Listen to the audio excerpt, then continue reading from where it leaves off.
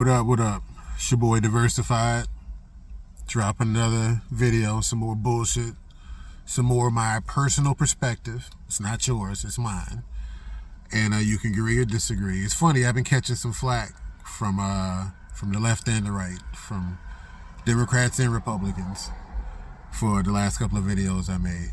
So this video is about my 3 problems with liberals and most Democrats, some Democrats. Now, I've got another video you should go check out that's about my 3 problems with conservatives and some Republicans. I'm balanced. I'm a Sigma male, remember? So I'm independent-minded. I'm not a fucking follower. I can think. I can try to, at least. So I want to see both perspectives. I want to see both sides. And then I'll come up with what I fucking think. Not what you think, but what I think. So I've been catching flack from the left or from the right. Some people that's mad because from some Democrats or people on the left that don't like the fact that I made my 3 problems with Joe Biden video. And some people, I guess, on the right, Republicans, Trump lovers, whoever, that have a problem that I made a video about my 3 problems with Donald Trump. But notice how I did a video about both. It's a fucking balance. So if you have a problem with my perspective on that side of the aisle, it's probably because I said something true. And you just don't like it. Otherwise, if you don't believe it, if you disagree, then let that shit go. It don't fucking matter. Who the fuck am I? Who the fuck are you? You know what I'm saying? But here's my 3 problems with liberals and some Democrats. And if you go watch my other video where I talk about my 3 problems with conservatives and some Republicans, 2 of these 3 problems, they do it too. Both sides do 2 of the 3 problems. They just do it with their own twist. You know what I'm saying? They just do it from their side of the aisle with their flavor to it. So here's the first one. Here's the first problem I have with liberals and some Democrats. They overpromise and underdeliver. Go check out that other video like I told you. You'll hear some similar themes. They overpromise and they underdeliver. They act like many times like if we can just throw money at the problem, it'll be solved. Or they act like many times if we can just get the boogeyman out the way, problem would be solved. Who the fuck is the boogeyman? Who's the boogeyman this time? And so many times, Democrats will enact various policies and act like we finally solved this problem. And then you look back on it some years later and you're like, I can swear we're still dealing with the same problems. Matter of fact, kind of seemed like it got worse. Or even worse, more insidious. Seems like you don't really give a fuck. I don't know. But I do know many times it feels like liberals in particular and many Democrats, they overpromise and underdeliver. Good-hearted or not, maybe you think they got a good heart in the attempt, they're just doing it the wrong way, or maybe you think they're completely off base. But there's many times, and like I say, go look at the other video, the conservatives do it too, but they act like this is the answer. This is the solution. The American people will finally solve this problem. And then you look back and you're like, we ain't solved shit, really. So let's just change the language now. My second problem with liberals, in particular liberals, and some Democrats, is their umbrella is huge. Huge. Their family reunion is fucking huge. They try to solve everybody's problems, or they act like they want to solve everybody's problems. And that's part of where the general need to tax more and spend more comes from, because shit, when you got a lot of cousins and they coming in town for the family reunion and they can't pay for their fucking way, somebody got to pay for it. I don't know if that analogy matches up or not, but you get what I'm saying. So a lot of times, liberals in particular, Democrats, it's like, look, what's your grievance? Who's your boogeyman? Who held you down? Let's go get him. And shit can be a lot more complicated than that, a lot more nuanced than that. Like, your perspective of this person being your boogeyman now and it may be incorrect. That person is not your boogeyman or placed in competition as we are against each other because the system is rigged or tilted or fucked up or malfunctioning in some type of way. But wherever side of the perspective that you think it's rigged on, the point being is that for liberals and many Democrats, it's like, look, someone or something is in your way and there's a boogeyman and we'll solve it for you.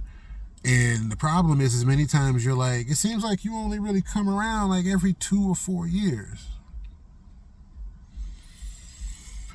So that's another problem that I have from my perspective with liberals and some Democrats is that their tent is huge. Now the conservatives, their tent is small. It's restricted.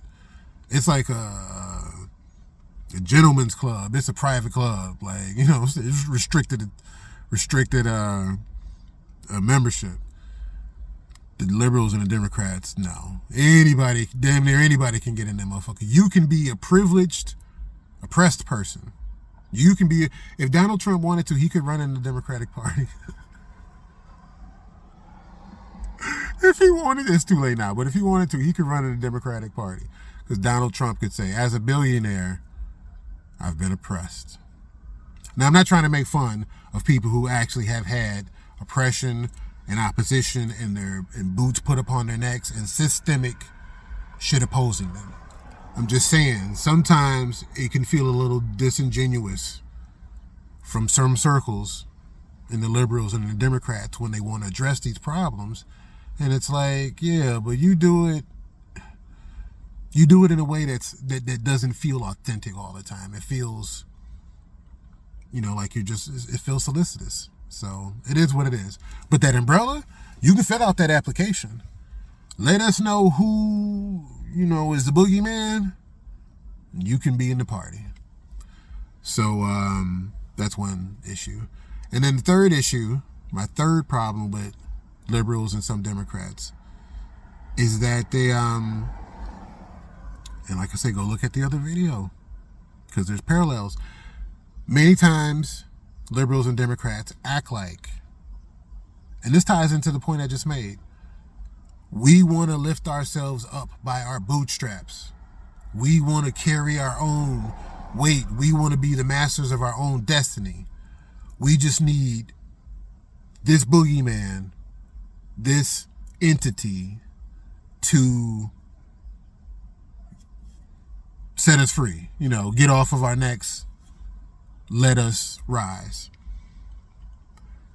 And so the problem with that is, in many ways in which the liberals and Democrats speak that language, because Republicans speak that language too, they just speak it differently. You know, it's like two people saying, you know, can I have some bread, but one speaking English and one speaking Mandarin. It's going to sound different. They're saying the same fucking thing. So the liberals and Democrats will say, look, we just want to help people raise themselves up by their own bootstraps. But in order to do that, you need some type of government aid. In order to do that, we have to tear something down so that we can build this up for them. And a lot of times it's this language of like, I'll give you something if you come be with us. The current conservatives are different because they're kind of more like, what do you stand for? And whether or not it fits into these 2 or 3 circle groups. Democrats, like I say, the umbrella is much wider. Liberals' umbrella is much wider. But it still is like, who is your boogeyman? Because that's who we're going to attack so that you can lift yourself by your own bootstraps. As if everybody can or wants to or tries to. And so in the process of trying to help people lift themselves up by their bootstraps, they're giving them something. And for many people who, just being raw about it, for many people who don't really want to pull themselves up by their bootstraps, they don't have the ethic, they don't have the vision, they don't have the fucking confidence in themselves. It's been beat out of them. They were never taught it. For many of those people, they're going to take what the system gives them and they're not going to give back. You know what I'm saying? It's going to be a net minus. The system's going to give them in the hopes that this water and this water and this sunlight can help this flower, can help this seed grow. And that's good-hearted. That's good-natured. But just to be raw about it, if it's not a good seed, and who determines that? It's starting to get sticky. See what I'm saying? It's starting to get a little, I don't know. So, but the reality is what's the term? You can't throw good money after bad.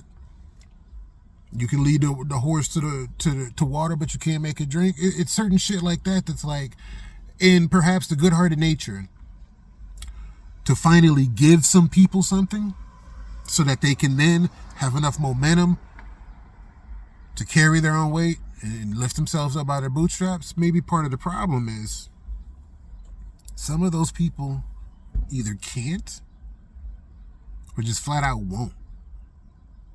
And so now the system's being somewhat drained.